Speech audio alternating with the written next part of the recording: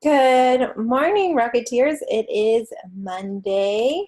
I hope you guys got a chance to celebrate your wonderful mothers yesterday. And if you didn't, just make sure you say thank you, Mom. It's really hard to be a mom, especially right now when we're home or working and trying to be home with you and work with you and be almost like a teacher. So make sure you say thank you, Mom, and be extra helpful today for your moms. We're going to read a book today about Neil Armstrong, who was an astronaut that we kind of mentioned in the Mae Jemison book. And this book is written by Dana Meechan Rao. It is a biography text, so that is a book about somebody's life. And it's all about Neil Armstrong's life. Let's keep going and I'll start reading. I have a fun video to show you at the end, so make sure you watch this video all the way through to the end. All right, I see here a table of contents. It's telling me what this book is all going to be about and where I can find specific information. Okay, here is the man, Neil Armstrong. Neil Armstrong always dreamed of being a pilot. In time, that dream would take him all the way into outer space. On July 20th, 1969, Neil became the first person to walk on the moon. He explored farther than anyone else had ever before. This photo shows Neil in his spacesuit. Right here. Neil Alden Armstrong was born on August 5th, 1930. He grew up in Ohio with his parents, his sister June, and his brother David. Neil loved to read and learn. In his first year at school, he read more than 100 books. He was such a good student that he skipped second grade. Neil was born in Wapakoneta.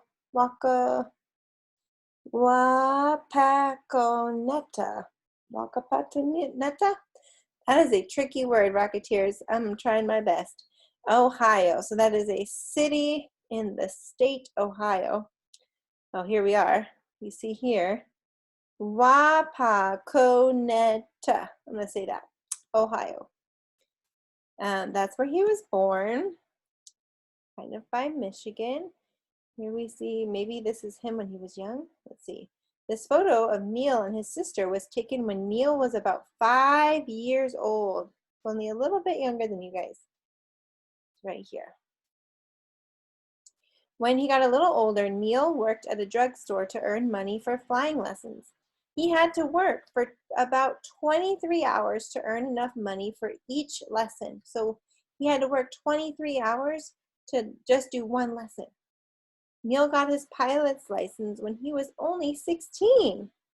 So he had to work really hard, guys. He was working right when he could. He went straight to work just so he could learn how to fly. This fast fact, Neil learned how to fly a plane before he learned to drive a car. It's crazy. Flying high. Neil went to college to study the science of flying. He also learned about building engines and other machines. Neil chose to leave college to help the United States in the Korean War. He became a Navy fighter pilot and flew 78 missions. This is a photo of Neil in his Navy flight suit. Here he is. Very cool. Here we see actually his family. We'll read about that. After the war, Neil returned to school. He met Janet Sharon, and they both finished college and then got married in 1956. In time, Neil and Janet had 2 sons and a daughter. Neil and Janet moved to California so Neil could work as a test pilot. Neil is pictured with his wife and his 2 sons. So here they are here. Rocket pilots like the one shown here could fly 4,000 miles per hour, faster than any planes before. So that's this rocket plane. Is it rocket plane? Yeah. Rocket plane, which is right behind him, could go 4,000 miles per hour. On the freeway, guys, you go like 70. This is 4,000 miles per hour. So fast. Neil's job was to test fly X-15 rocket planes. He shared his ideas of how to make the planes even better. People noticed what a great pilot Neil had become when NASA wanted him to become an astronaut and fly in space. NASA stands for National Aeronautics and Space Administration. NASA is part of the US government and is in charge of space exploration. So here we see him again with that super cool plane. If you guys get a chance, I can link a video of an X-15 rocket plane. They're pretty cool. Here we see these are some labels of these guys, David Scott and Neil Armstrong here. Gemini 8, Neil's first mission, took place in 1966. He and astronaut David Scott had to join their spacecraft with another ship while floating through space. Neil docked the two spacecraft successfully, but then they spun out of control. Neil's quick thinking saved the day. The astronauts returned safely to Earth. Guys, in my Google form, I'm going to ask you some questions just like, what did you learn about Neil Armstrong? But I really want you to think about some character traits that describe Neil Armstrong, because I'm hearing so many. I heard that he had to start working when he was young so that he could do flying lessons because he loved flying so much that he wanted to work really hard to get those lessons. And here I'm seeing that it says Neil's quick thinking saved the day. That's showing me something about him. So really think about those character traits that might describe Neil Armstrong, because he's a pretty special person. When Neil was an astronaut, spacecraft splashed down into the ocean when they returned to Earth. They did not land on an airstrip like space shuttles. Man on the moon. Neil's next space mission would change the world forever. NASA wanted to send astronauts to the moon. Neil, Buzz Aldrin, and Michael Collins were chosen for the Apollo 11 mission. The astronauts trained by practicing with the spacecraft, spacesuits, and other equipment. In this photo, Neil practices collecting samples from the moon. Oh, that's pretty neat. I'll come back to that. Apollo 11 launched on July 16, 1969. It took more than 3 days to get to the moon. Then the spacecraft split into two parts, the Columbia and the Eagle. See, Michael stayed in Columbia. Neil and Buzz took the Eagle to the moon's surface. On the way down, the computer failed and the spacecraft almost ran out of fuel. Neil piloted Eagle to a safe landing on the moon. Whew, wow, that sounds stressful. This is a photo of Eagle taken from inside Columbia. So that's this right here. This is a photo of Eagle that Neil Armstrong was in. And this photo was taken from this other spacecraft, Columbia. Pretty cool. On July 20th, Neil put on his bulky spacesuit and helmet. Then he became the first person to set foot on the moon. He said, "That's one small step for mankind. That's one small step for man and one giant leap for mankind." Neil and Buzz spent the next 2 hours doing experiments and collecting moon rocks. Neil said that the moon's surface was like powder. It stuck to his spacesuit and moon boots. Neil and Buzz planted an American flag on the moon. When the astronauts returned, they were kept in a trailer, separated from everyone else, for 3 weeks. NASA wanted to be sure that they didn't bring back any unknown germs from the moon. This is back home.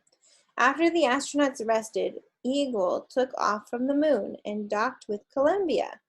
The astronauts were ready to return to Earth. When they landed in the Pacific Ocean, the whole world celebrated their return.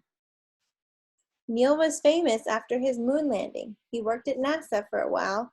Then he wanted a quieter life. Neil moved back to Ohio and bought a farm. He taught classes and worked in business. He sometimes gave speeches about the moon landing. Neil enjoyed giving speeches where he could share his love of flying with others. This is him as an older man.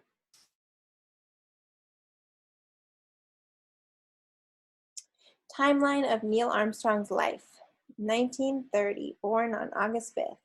1950 to 1952, flies planes in Korean War. 1962, joins the astronaut program.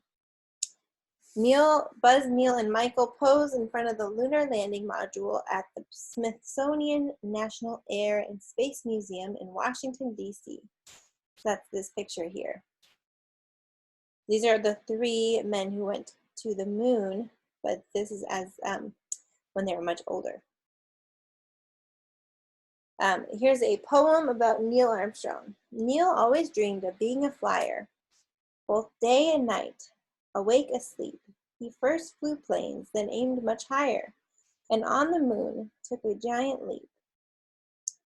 Says you can be an explorer too. Be adventurous. Don't be afraid to try something you have never done before. Learn as much as you can about people and places all around the world. Be curious, ask questions, and then search for the answers. I'm going to stop here and just show you a quick video about the Apollo 11. Get ready for things you want to know. Have you ever been on a road trip? How about a 3-day road trip? That's about how long it takes to get to the moon. 3 American astronauts began their road trip to the moon on July 16, 1969. Neil Armstrong, Michael Collins, and Edwin Buzz Aldrin blasted off in the Apollo 11 spacecraft from the Kennedy Space Center in Florida on a mission that would change the world forever. Back on Earth, 600 million people all over the globe watched this incredible expedition. Before touching down, the trio split up. Collins stayed on board Apollo 11's command module, the Columbia, where he would remain in orbit around the moon.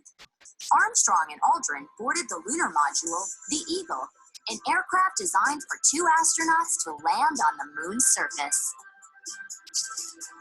Wearing bulky spacesuits and backpacks of oxygen to breathe, Neil Armstrong stepped out, becoming the first person to walk on the moon. Shortly after, Buzz Aldrin joined his partner, launching themselves into the history books. Armstrong and Aldrin spent about 2 hours exploring and collecting samples of the moon to bring back to Earth. But before getting back on board, they left behind a few mementos: their backpacks, an American flag, a small gold pin shaped like an olive branch, and a patch from the never-launched Apollo 1 mission. All was going well, until one of the astronauts accidentally knocked loose the circuit breaker that fires up the engine to get them back to the orbiting command module. Collins was their only ride home, but it was Buzz Aldrin who saved the day with a pen, pushing the breaker back in place. The spacemen re-entered the Earth's atmosphere, splashing down in the middle of the Pacific Ocean, marking the first successful human-operated spacecraft to the moon and back. Mission accomplished, and the world celebrated their safe return. Humans set foot on the moon. What planet is next? You got a bunch of guys about to turn blue. We're breathing again. Thanks a lot. Very cool stuff. I'll make sure I share out some extra videos for you guys to watch, but I hope you enjoyed the book for today. I'll check in with you guys tomorrow. Have a good day.